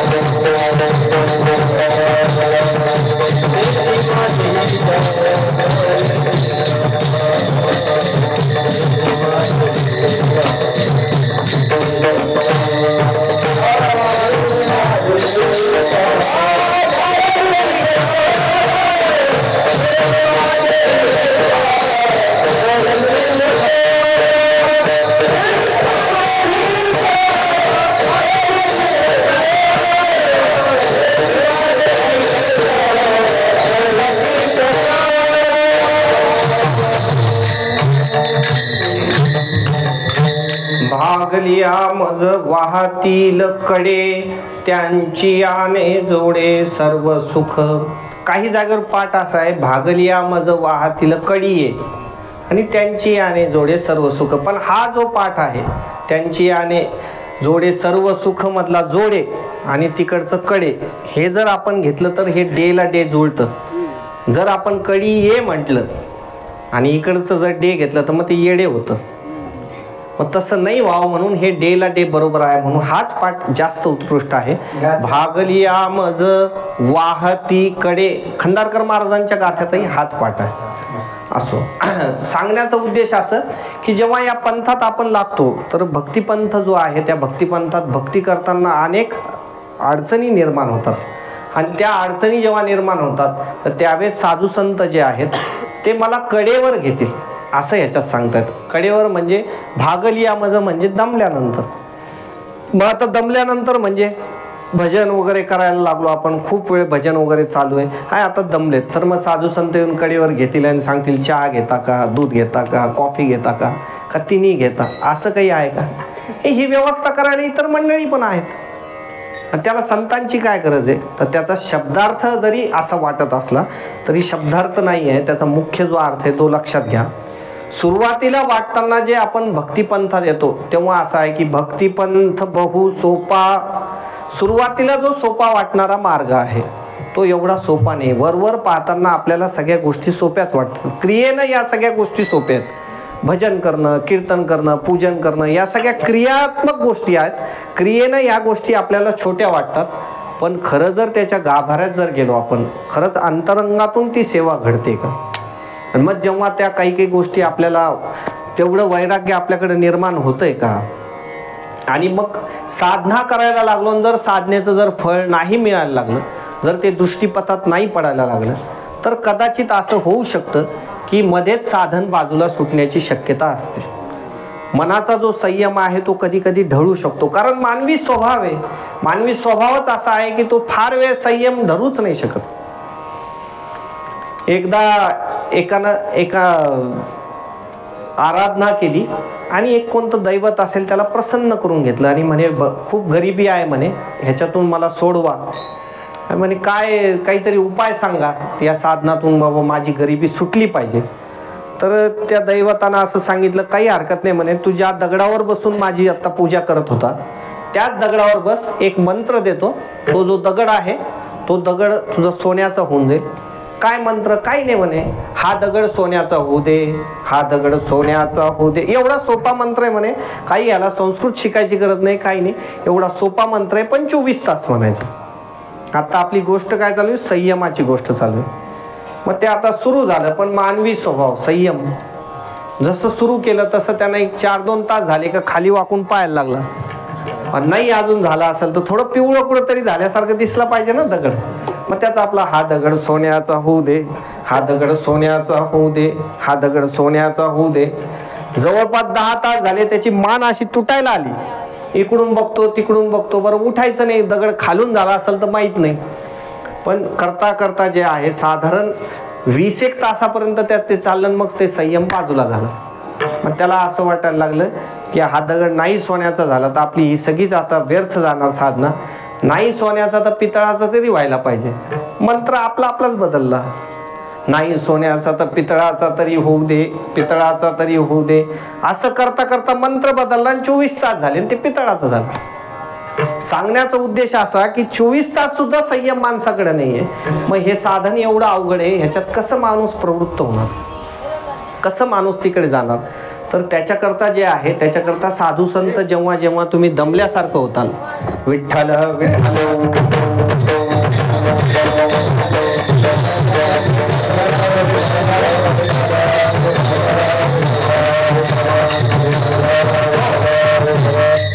तर तो संयम जो आहे तो आपला सुटू नये म्हणून आपल्याला समजून सांगतात साधू संत. वारंवार वाङ्मयात सुद्धा सांगतात, थोडे आहे चित्त सहाय्य झाली, असं आपल्या मनाची समजूत काढतात आणि ते मनाला वारंवार समजवतात, आपल्याला ते सहाय्य करतात. आणि सहाय्य करून जे आहे, जे अवघड वाटणारी जी भक्तिपंथ आहे, जे भक्ती तो कठीण सुळावरील पोळी जे आहे ते आपल्याकरता ते सोपी करतात आणि सोपी करून आपल्या सगळ्याला ते जसं ज्याला योग्य वाटेल तसं साधन त्याच्याकरता उपलब्ध करून देतात. ही साधू संतांची कृपा आहे. विठ्ठल विठ्ठल.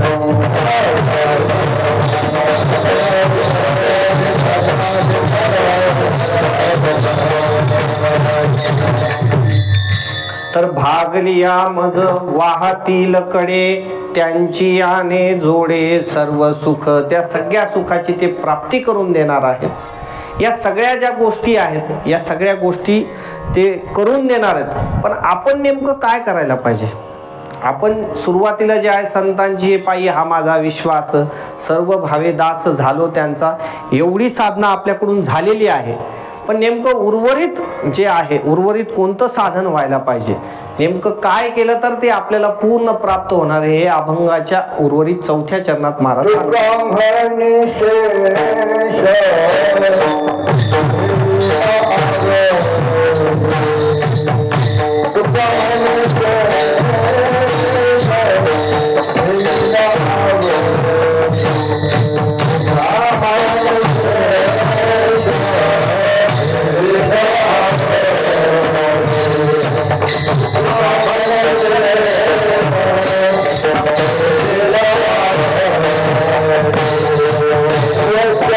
Yeah.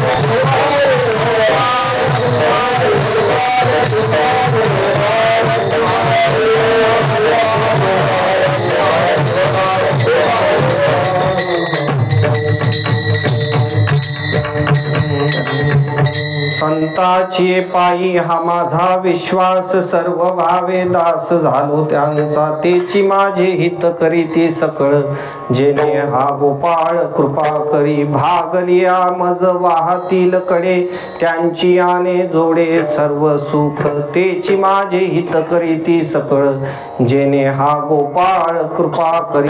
तुका म्हणे शेष घेईन आवडी, वचन न मोडी बोलिले ते, तेची माझे हित करीती सकळ, जेणे हा गोपाळ कृपा करी. आता अभंगाचं अतिशय महत्वाचं चरण. तुका म्हणे शेष घेईन आवडी, वचन न मोडी बोलिले ते. हे जे अभंग आहे ना, या अभंगाची जर रचना आपण बघितली ना, तर सगळ्यात सुरुवातीचं जर जे चरण आहे, हे या 4 गोष्टी ज्या आहेत, 4 गोष्टी आपल्याकडे सांगितलेल्या आहेत, आणि त्या जर आपण व्यवस्थित पार पाडल्या तर त्या बदल्यात 4 ज्या गोष्टी आपल्याला साधू संत मिळवून देणार आहेत, तर ती जी कृपा ते आपल्यावर करणार आहेत, ते सांगणारे 4 चरण आहेत. विठ्ठल विठ्ठल विठ्ठल.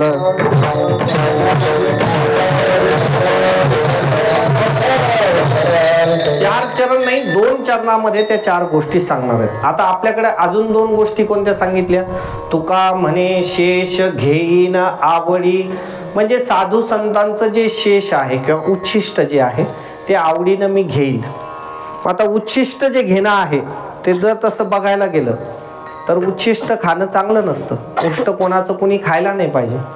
पण साधू संतांचं जे उष्ट आहे ना, ते तसं शब्दार्थानं जरी आपण म्हटलं तरी चालतं. साधू संतांचं जे उष्ट आहे तो त्यांचा प्रसाद समजून जरी ते आपल्याकडे आलं तर तेही घ्यायला चालतं. हे झालं सामान्य स्वरूपातून. पण खरं शेष घेईन आवडी जर बघितलं तर ते असं आहे की त्यांनी ज्या ज्या साधना केल्या आहेत आणि त्या त्या साधना आपल्याकरता त्यांनी जशा शिल्लक ठेवलेल्या आहेत, त्या जर आपण तशा केल्या तर ते शेष घेईन आवडी. आता कोणत्या कोणत्या साधना आहे? नामस्मरण साधना आहे, ती साधू संतांनी केली आहे. साधू संतांनी वारी साधना केली आहे. जर आपण वारीला गेलो तर ती त्यांची शेष घेईन आवडीच आहे. साधू संतांनी ज्या ज्या गोष्टी केलेल्या आहेत त्या त्या गोष्टी आपण त्यांच्या मार्गावर राहून करायच्या, म्हणजे शेष घेईन आवडी. आणि त्यानंतर पुढे महत्त्वाची गोष्ट म्हणजे वचन न मोडी बोलिले ते. हे जे आहे ना, हे अतिशय महत्त्वाचं, ज्याला आपण म्हणतो परीक्षेत जर एखादा विषय असला तर ज्याला आपण म्हणतो VVIMP, व्हेरी व्हेरी इम्पॉर्टंट. सगळ्यात महत्त्वाची गोष्ट की वचन न मोडी बोलिले ते. साधू संतांचे जे जे वाक्य असतील, जे जे त्यांचं लिखाण आहे, जे जे वाङ्मय आहे, त्या कोणत्याही गोष्टी अशा आपल्याकडून घडल्या नाही पाहिजे की त्यांच्या वचनाला कुठंतरी आपण खोडा देतोय आणि काहीतरी मार्ग त्याच्यातून काढतोय. असं आपल्या एकाही गोष्टीतून तसं घडलं नाही पाहिजे. जे जे साधू संतांचा उपदेश असेल तो आपल्या जीवनात जशाला तसा आपल्याकडून घडला पाहिजे. थोडंही त्याच्याकरता मागे पुढे कसूर राहिली नाही पाहिजे. जर असं आपण केलं तरच ते खरी साधू संतांची शरणागती आहे. आणि जर शरणागती हा जर भाव आपण बघितला तर शरणागतीमध्ये जर या अभंगाला आपण बसवायला गेलो तर शरणागती सुद्धा 6 प्रकारची असते. अनुकूलस्य संकल्पः, प्रातिकूलस्य वर्जनम, रक्षस्यतीति विश्वासो, गोप्तृत्वे वर्णम तथा आत्मनिक्षेप कार्पण्ये, षड्विधा शरणागती. हा अभंग जर आपण खालून जर वर गेलो तर खालून वर जाताना आपल्याला या सूत्राला आणि या अभंगाला बांधता येतं. कसं बांधता येतं? तुका म्हणे शेष घेईन आवडी, वचन न मोडी बोलिले ते. तर तुका म्हणे शेष घेईन आवडी, हे म्हणजे अनुकूलस्य संकल्प. ज्यांना आपण शरणाला गेलेलो आहोत त्यांच्या अनुकूल आपण वागलं पाहिजे, त्यांना जे आवडतं ते आपण करायला पाहिजे. आणि नाहीतर जे आवडतंय ते जर आपण करत नसलो तर नुसतं महाराज आम्ही तुम्हाला शरण आहे, आम्ही तुम्हाला शरण आहे, आणि ज्या आपल्या इतर चुकीच्या गोष्टी त्या जर जीवनात चालूच राहिल्या तर ते काय गोष्ट आहे? ते खऱ्या अंगानं शरण जाणंच नाही ना. आपण नुसतं ऐकणं, याला ऐकणं म्हणतात, की ऐकून तसं वागणं त्याला ऐकणं म्हणतात. कशाला ऐकणं म्हणतात? ऐकून तसं वागणं. नाही तर नुसतं आपण ऐकतोय आणि ऐकून जर तसंच राहिलो तर ते काही कामाचं नाही. त्यामुळे तुका म्हणे शेष घेईन आवडी, हे अनुकूलस्य संकल्प, आणि वचन न मोडी बोलिले ते प्रातिकूलस्य वर्जनम. त्यांना जे जे आवडत नाही ते आपण करायचं नाही. साधू संतांना ज्या ज्या गोष्टी त्यांनी आपल्याला सांगितलेल्या, प्रत्येकाला वाङ्मय माहिती, त्याच्यावर विस्तृत बोलण्याची गरज नाही. जे जे त्यांना आवडत नाही त्या गोष्टी आपल्याकडून झाल्या नाही पाहिजे. जर आपण थोड्याच एकाच गोष्टीवर जर बोलायला गेलो तर भगवंताला जर निरपेक्ष सेवा आवडते, साधू संतांना जर निरपेक्ष सेवा आवडते, तर आपण त्याच्यावर आरूढ व्हायला पाहिजे. सोपी गोष्ट आहे.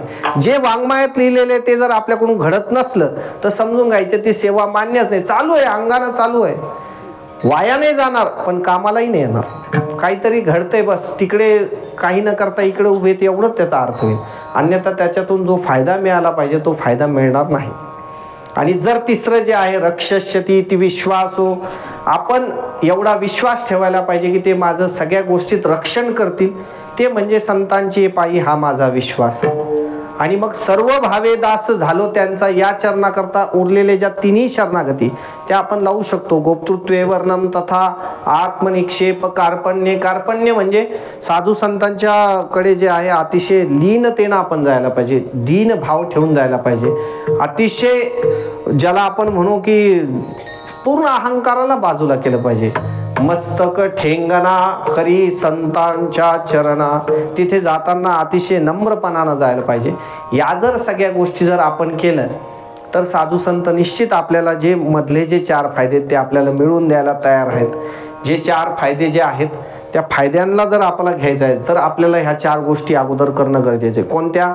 संताची पायी हा माझा विश्वास, सर्व भावे दास झालो त्यांचा. जर या 2 गोष्टी केल्या तर तेची माझी हित करीती सकळ, जेणे हा गोपाळ कृपा करी, भागली या मज वाहतील कडे, त्यांची याने जोडे सर्व सुख. आणि उरलेल्या त्या 2 गोष्टी परत आपण करायच्या. तुका म्हणे शेष घेईन आवडी, वचन न मोडी बोलिले ते. या जर सगळ्या गोष्टींवर आरूढ झालो तर निश्चितच साधू संतांची कृपा आपल्या जीवनात होईल. आणि जर आपल्याला भगवंताची प्राप्ती करायची असेल तर साधू संतांशिवाय दुसरा मार्गच नाही. कारण जर परमार्थाचं जर मूळ आपण बघायला गेलो तर संत श्रद्धा हे परमार्थाचं मूळ आहे. जर आपण दुसऱ्या कोणत्याही मार्गाने जर तिकडे जायचा प्रयत्न केला तर ते आपल्याला मिळूच नाही शकत. शबरी मातेला सुद्धा भगवान उपदेश करताना सांगतायत, प्रथम भगती संतन कर संगा. पहिली भक्ती सांगताना सांगतायत की संतांचाच तुम्हाला संग करावा लागेल. हरि प्राप्तिसी उपाय,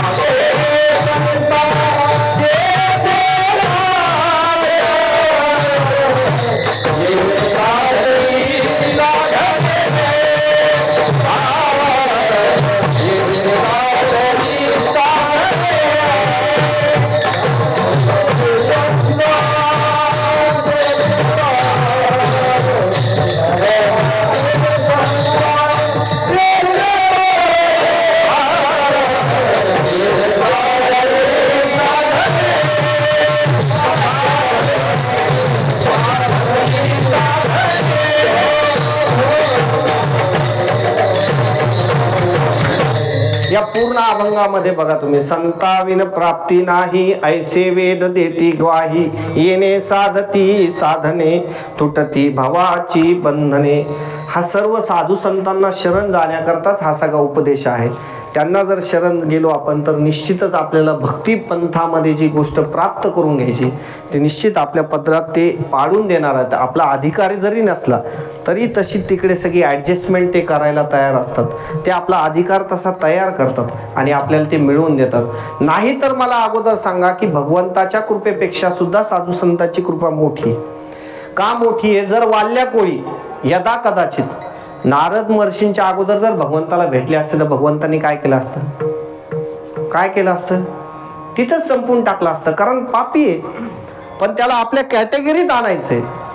ती उपाययोजना सुद्धा नारद महर्षी करतात.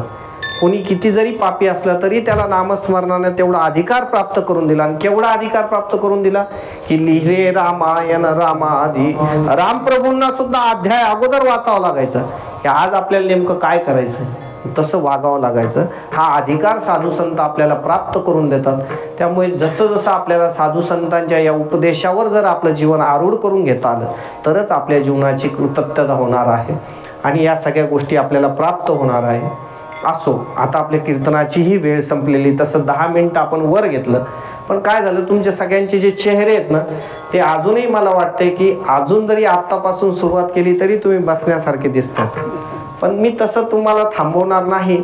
असो, तुमचे जे 10 मिनिटं जे वर घेतले त्याच्याकरता आपण एकदा क्षमा मागतो तुमच्या सगळ्यांची. कारण सगळ्यांचा जो वेळ आहे आता ठरलेला वेळ आहे. 2 तासानंतर जे आहे बरेच योगासन करायला सुरुवात होतात. माणूस असा तरी करतो असा तरी करतो तर ते त्याची कॅपॅसिटी जेवढी आहे 2 तासापर्यंत त्याचं मन एका जागेवर व्यवस्थित राहू शकतं. असो, हे कीर्तन प्रवचन वगैरे ह्या ज्या सगळ्या सेवा असतात ह्या फक्त तुम्हाला नामस्मरणाची आवड लावणं एवढाच ह्याचा उद्देश असतो. त्याच्यावर आरूढ राहून जर आपण आपलं जीवन सफल करून घेतलं तर निश्चितच या सगळ्या उत्सवाला जे प्राप्त करायचं आहे ते प्राप्त झाल्याशिवाय राहणार नाही. झालेली जी सेवा आहे ती आपण हनुमंतरायांच्या चरणी अर्पण करू. जे काही इथे सगळं जे मंडळ आहे तुमचं अतिशय उत्कृष्ट अशी साथ आहे. हे जे बाळगोपाळ आहेत ह्यांच्या चेहऱ्याकडे बघून अतिशय आनंद होतोय. कारण याच पिढीला त्याची जास्त गरज आहे. ती जर पिढी याच्यात आली तर हळूहळू सगळ्याच घरात तो संस्कार निर्माण होतो. ज्यांचं कुणाचं हे मंडळ असेल त्यांनाही अतिशय धन्यवाद. खूप महाराजांचं नाव माहीत नाही कारण आता सगळ्यांची नावं आपण अच्छा महाराजांच्या प्रमाण देण्यावरूनच लक्षात आलं मला की निश्चितच त्या एखाद्या महात्म्यांकडे त्यांची निश्चितच सेवा झालेली असेल. कारण जे प्रमाण जिथं लागतं तिथंच ते देणं हे निश्चित अनेक दिवसांपासून ज्यांचं श्रवण असतं त्यांच्याकडून ती गोष्ट घडते. असो, या सगळ्या सेवेत जर एखादा छोटा मोठा शब्द माझ्याकडून चुकून निघाला असेल, एखाद्याला जर तो लागला असेल तर तो माझ्या बालबुद्धीचा आणि जे काही बरोबर आहे ते आमच्या सद्गुरूंचं आहे. त्यांच्याच कृपा आशीर्वादाने या सगळ्या गोष्टी आहेत. आणि तसं जर बघायला गेलं तर हे जे आम्ही सुरुवातीला मी तुम्हाला बोललो की तुमचे हरिभक्तपरायण पवार महाराजांनी जे इथं बोलवलंय हा तसा त्यांचा आत्मविश्वास नाही, अतिच आत्मविश्वास वाटला मला. कारण विश्वास जे आहे ना त्याच्यात कधीतरी माणसाने परीक्षा तरी घेतलेली पाहिजे. पण त्यांनी कधी ऐकलं नाही, काही नाही. तेवढ्या ह्याच्यात ते म्हणले की तुम्ही आले तरी मला चालेल. असो, हा त्यांच्या मनाचा मोठेपणा आहे. झालेली जी सेवा आहे ती परत एकदा आपण ईश्वरचरणी अर्पण करून आपल्या सेवेला पूर्णविराम देऊ. ज्ञानेश्वर